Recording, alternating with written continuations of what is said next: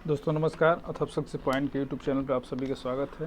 दोस्तों जैसा कि हम लोग ग्रामीण जानकारी पर चर्चा कर रहे हैं, तो ग्रामीण जानकारी के अंतर्गत लेखपाल भर्ती परीक्षा 2008 के प्रश्नों को आज हम देखेंगे कि इसमें कौन कौन प्रश्न जो है ग्रामीण जानकारी से पूछे गए हैं। हमने राजस्व लेखपाल 2015 की प्रथम और द्वितीय पाली की परीक्षाओं को देख लिया है। अब हम वर्ष 2008 की परीक्षा के बारे में देखते हैं कौन कौन प्रश्न पूछे गए हैं। ठीक है, आइए शुरू करते हैं। जैसा कि देख रहे हैं आप, पहला प्रश्न पूछा गया है इसमें, भूमि का पैमाइश यानी भूमि का मापन कौन सा विभाग करता है। तो जैसा कि आप जानते हैं कि भूमि का प्रबंध या भूमि का मापन जो है राजस्व विभाग द्वारा किया जाता है। ठीक है, और राजस्व विभाग द्वारा भूमि की पैमाइश कराई जाती है। इसमें प्रत्येक गांव की भूमि का नाप करवा करके उससे संबंधित विलेख राजस्व विभाग द्वारा संरक्षित किए जाते हैं। और ये कार्य होता है किसके द्वारा? राजस्व विभाग के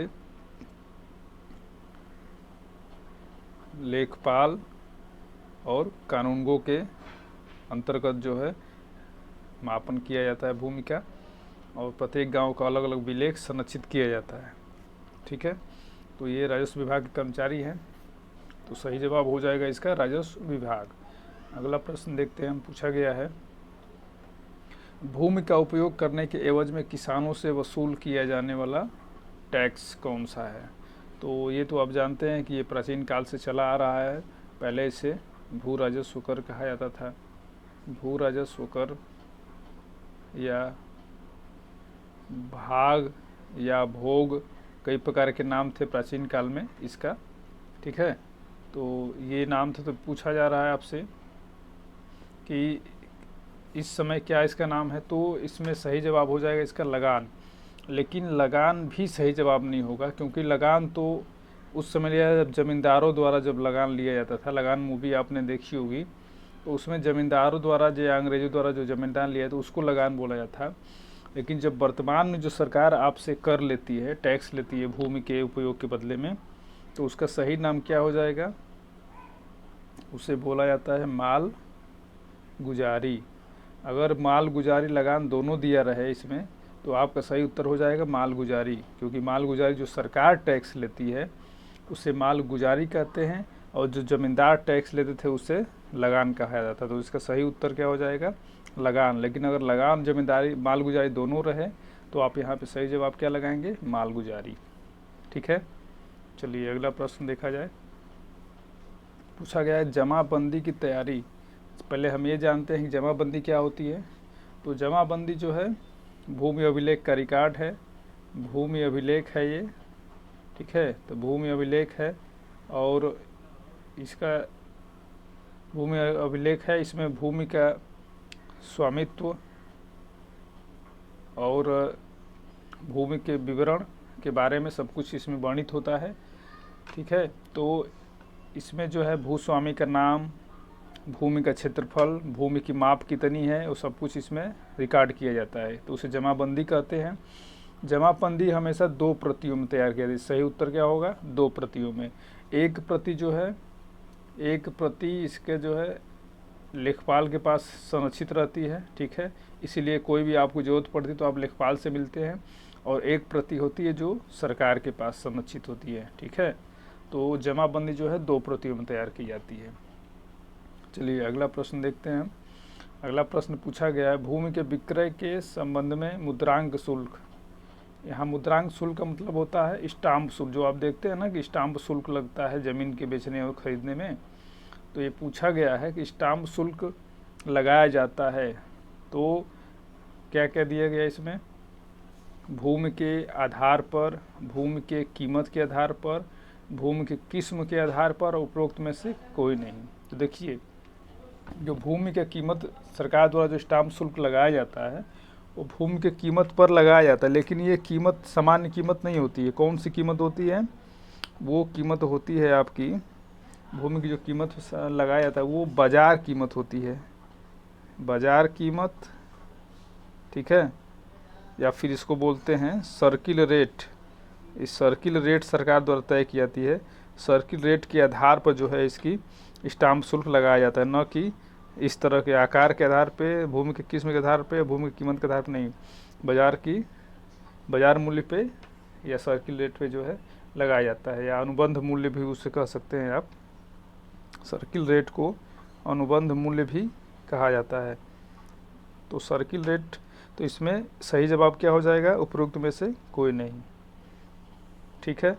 और अगर आपसे पूछ लिया जाए कि ये मुद्रांक शुल्क किस अधिनियम के तहत लगाया जाता है, तो यह जो है लगाया जाता है, अधिनियम का नाम है भारतीय स्टाम्प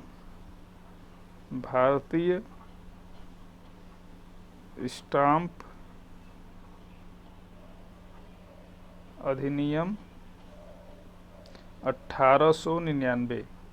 यह 1899 में अधिनियम पारित किया गया था। इसी के तहत जो है मुद्रांक शुल्क लगाया जाता है और अभी भी इसी के तहत लगाया जाता है। तो आपसे ये भी पूछा जा सकता है, तो इसको याद रखेंगे, भारतीय स्टाम्प अधिनियम 1899। तो सही उत्तर क्या हो जाएगा, उपरोक्त में से कोई नहीं। ठीक है, चलिए अगला प्रश्न देखते हैं। पूछा गया है, धरातल पर मापी गई क्षैतिज दूरियां, ठीक है, धरातल पर मापी गई क्षैतिज दूरियां, कोणों, ऊंचाइयों को मानचित्र पर प्रदर्शित करने की कला को क्या कहा जाता है? मानचित्र कला, मानचित्रांकन, धरातल पर प्रदर्शन कला या सर्वेक्षण कला? तो इसका सही उत्तर क्या हो जाएगा आपका, सर्वेक्षण कला। जो सर्वेक्षण किया जाता है, आप देखे होंगे सर्वेक्षण, तो उसमें दूरी का मापन, कोण, ऊंचाई सब कुछ नापा जाता है और एक मानचित्र पे बनाया जाता है, तो उसको क्या बोलते हैं, सर्वेक्षण कला। सर्वेक्षण कला में क्या क्या होता है, इसमें 3 कार्य होते हैं। इसमें पहला कार्य होता है, पहला कार्य इसमें होता है क्षेत्र का अध्ययन किया जाता है, क्षेत्र के बारे में पूरा आंकड़ा इकट्ठा किया जाता है। फिर उसके बाद क्या, अभिकलन, यानी उसकी डिजाइन तैयार की जाती है। फिर उसके बाद जो है आपका मानचित्रण होता है। ये सर्वेक्षण कला में तीनों आते हैं। पूछ लिया जाए आपसे क्या होता है सर्वेक्षण कला, तो सर्वेक्षण कला में क्षेत्र का अध्ययन, अभिकलन और मानचित्रण तीनों शामिल है। और सर्वेक्षण कला जो है में कुछ उपकरण प्रयोग में लाए जाते हैं। किसी भी, आप देखते होंगे कि आप कोई भी चित्र या कुछ बनाते हैं तो उसके लिए उपकरण, स्केल, प्रकार, ये सब आवश्यकता होती है। उसी तरह से भूमि के सर्वेक्षण में भी कुछ मापन जो यंत्र हैं वो लगते हैं। तो कौन कौन होते हैं ये भी आपसे पूछा जाएगा। सबसे पहले तो जरीब होता है, जरीब के माध्यम से भूमि का मापन किया जाता है। फिर इसके बाद उसमें फीता एक होता है। फिर उसके बाद जो है आपका समपटल ये होता है, देखे होंगे आप। फिर इसके बाद आप देखे होंगे कि प्रिज्म कपास, ये आपने कभी सड़क बनते हुए देखा हो, तो वहाँ जो इंजीनियर होते हैं उन्हें इन सब यंत्रों का प्रयोग करते हुए आपने देखा होगा। ठीक है, तो यहाँ पे सही उत्तर क्या हो जाएगा, सर्वेक्षण कला। चलिए अगला प्रश्न देखते हैं। पूछा गया है, एक कृषि क्षेत्र के मापन की सर्वोत्तम विधि क्या है? ठीक है, कृषि क्षेत्र के मापन की सर्वोत्तम विधि क्या है? तो वर्तमान में सबसे ज़्यादा जो भूमि का सटीक मापन किया जाता है वह जरीब द्वारा किया जाता है। क्लियर है, सही उत्तर क्या हो जाएगा, जरीब। और हमने पैमाना देखा था कि जरीब मतलब क्या होता है। तो एक जरीब में कितना होता है, एक जरीब में 20 गट्टा, एक जरीब में 20 गट्टा होता है। इंच की बात करें तो 1980 इंच होता है। और गज की बात करें तो एक जरीब में जो है 55 गज होता है। मीटर की बात करें तो 50.292 मीटर होता है। ठीक है, और जरीब को अगर हाथ से बात करें तो 110 हाथ, ये भी हाथ भी पैमाने के रूप में प्रयोग होता है। तो जरीब में 110 हाथ होता है, 55 गज होता है, 50.292 मीटर होता है, 20 गट्टा होता है। ठीक है, और सबसे उत्तम मापन क्या है, जरीब द्वारा। चलिए अगला प्रश्न देखते हैं। पूछा गया है, कुटीर ज्योति योजना संबंधित है ग्रामीण रोजगार दिलाना, ग्रामीण कुछ क्षेत्रों में कुटीर उद्योग की स्थापना, ग्रामीण क्षेत्रों में गरीबी रेखा से नीचे जीवन यापन करने वाले परिवारों को विद्युत उपलब्ध कराना, उपरोक्त सभी। इसका सही जवाब क्या हो जाएगा आपका, विद्युत उपलब्ध कराना। ठीक है, तो ये कुटीर ज्योति योजना जो है कब शुरू की गई थी, ये भी पूछा जा सकता है आपसे। 1900 88 और 89 में शुरू की गई थी। इसका उद्देश्य क्या था कि गरीबी रेखा से नीचे रहने वाले लोगों को विद्युत उपलब्ध कराना था। ठीक है, चलिए अगला प्रश्न देखते हैं। पूछा गया है पूसा बोल्ड किस्म है। तो प्रजातियों के बारे में बहुत ज़्यादा पूछा जाएगा आपसे, इसको हम आगे चर्चा करेंगे, एक बार पूरी प्रजातियों को देखा जाएगा। तो पूसा बोल्ड किस्म की बात की है तो पूसा बोल्ड जो है सरसों की एक किस्म है। ठीक है, सरसों की एक किस्म है पूसा बोल्ड। और सरसों की जो अन्य किस्में हैं उसके बारे में अगर हम देखें तो एक किस्म है पीताम्बरी, ये पूछा जा चुका है।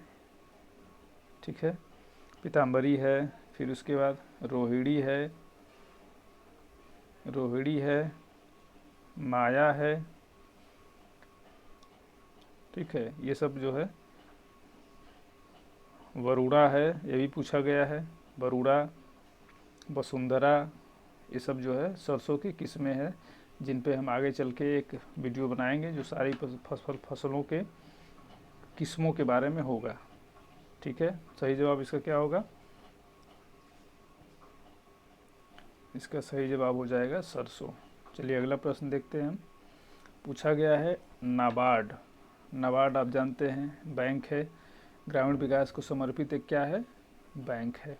सही जवाब क्या होगा? बैंक। और नाबार्ड की स्थापना कब हुई थी? अब पहले इसका हम पूरा नाम देख लें तो इसको बोलते हैं हम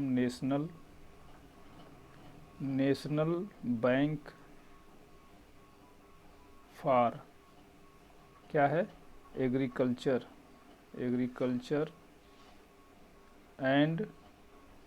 एंड क्या है? Rural development.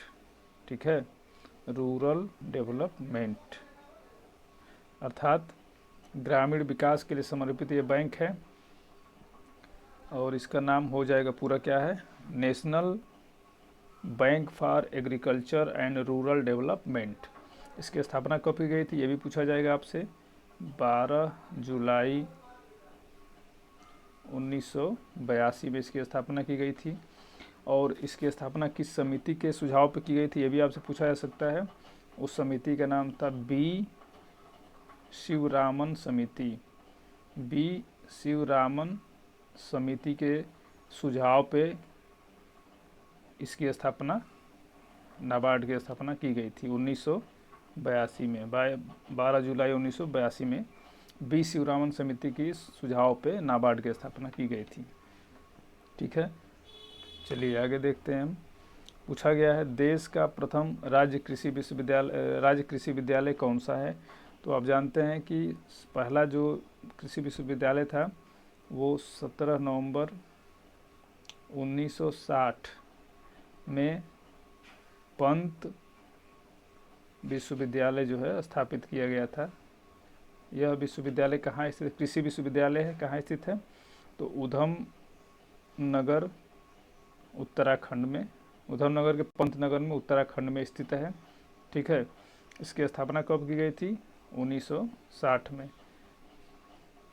ये प्रथम कृषि विश्वविद्यालय था भारत का, पंतनगर में स्थित है। यह उत्तराखंड के उधम नगर के पंतनगर में स्थित है। वर्तमान में इसका नाम क्या रखा गया? वर्तमान में इसका नाम रखा गया है गोविंद वल्लभ पंत। गोविंद वल्लभ इन्हीं के नाम पे बना था, गोविंद वल्लभ पंत कृषि एवं प्रौद्योगिकी विश्वविद्यालय इसका नाम है, कृषि व प्रौद्योगिकी विश्वविद्यालय। ठीक है, उत्तराखंड में स्थित है वर्तमान में यह। अगला प्रश्न देखते हैं। भारत की प्रमुख खाद्यान्न फसल कौन सी है? तो जानते हैं कि सर्वाधिक खाद्यान्न फसल कौन सी है भारत की? चावल है। इसके बाद गेहूं है और मोटे अनाजों में ज्वार, बाजरा, मक्का, ये भी खाद्यान्न फसलें हैं, लेकिन सर्वाधिक मुख्य फसल चावल और गेहूं है। चावल गेहूं की स्थिति क्या है भारत में? तो आप जानते हैं चावल और गेहूं उत्पादन में भारत चीन के बाद दूसरे स्थान पर स्थित है। ये भी याद रखेंगे, अब आपसे पूछा सकता है भारत में किस स्थान पर है चावल गेहूं उत्पादन में? तो विश्व में दूसरे स्थान पर है, चीन पहले स्थान पर है। अगला प्रश्न देखा जाए। पूछा गया है सबसे अधिक प्रोटीन। तो जानते हैं आप सबसे अधिक प्रोटीन किस में पाया जाता है? सोयाबीन में। और अगर आपसे पूछ रहा है कि सोयाबीन में कितने प्रतिशत प्रोटीन पाई जाती है, तो प्रोटीन की मात्रा जो है, सोयाबीन में प्रोटीन की मात्रा 44% होती है। ठीक है, सर्वाधिक प्रोटीन इसमें पाई जाती है। और पूरा देखा जाए तो 22% इसमें वसा है। ठीक है, 21% कार्बोहाइड्रेट है और 44% प्रोटीन है। तो सोयाबीन कौन सी फसल है? ये ध्यान रखिएगा, तिलहन और दलहन दोनों प्रकार की ये फसल है। ये हमेशा याद रखेंगे आप। इसमें तिलहन के रूप में भी इसका प्रयोग होता है और दाल के रूप में भी इसका प्रयोग होता है, और इसमें प्रोटीन की मात्रा सर्वाधिक होती है। और ये कब उपजाया जाता है? तो जानते हैं, ये खरीफ की फसल है सोयाबीन। ठीक है, सर्वाधिक सोयाबीन कहाँ उत्पन्न होता है?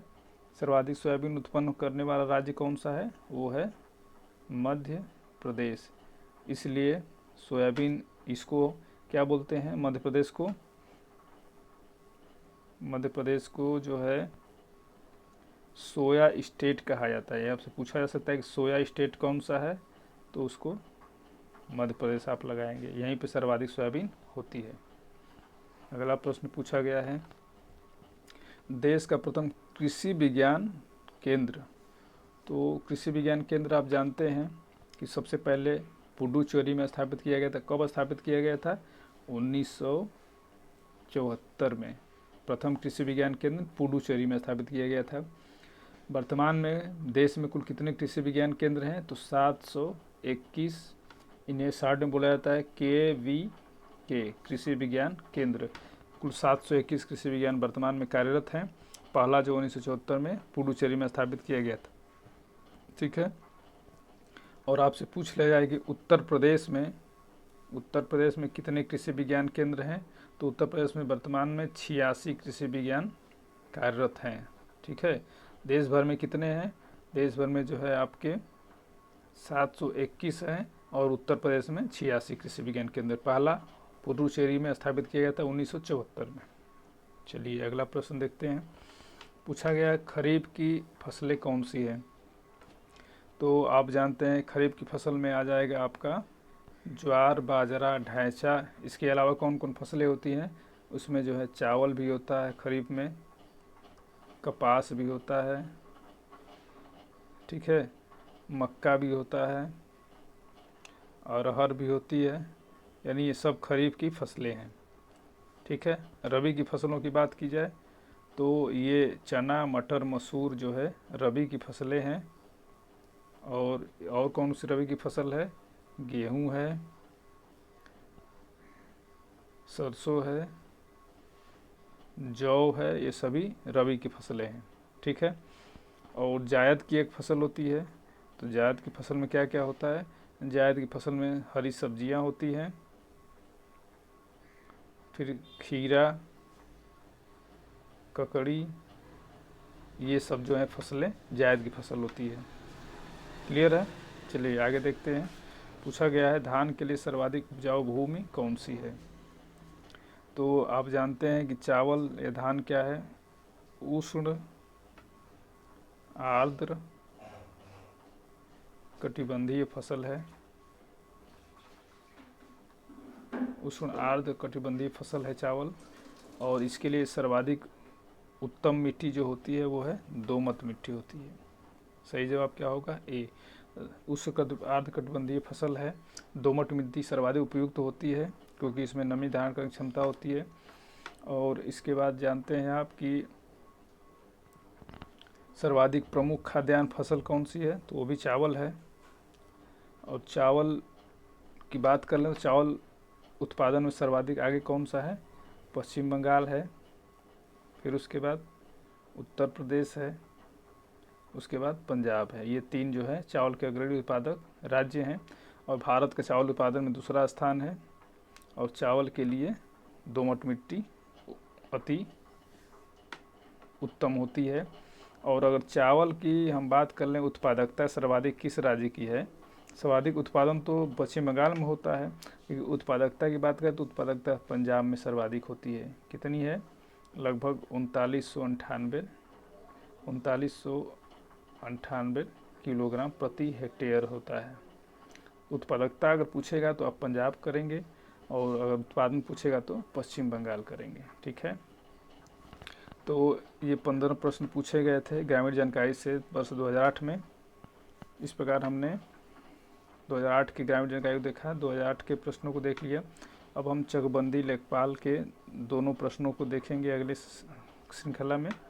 ठीक है, और वीडियो पसंद आई हो तो शेयर करिए, लाइक करिए और सब्सक्राइब कीजिएगा, ताकि आपके दोस्तों को भी लाभ मिले इसका। ठीक है, तब तक के लिए धन्यवाद, नमस्कार।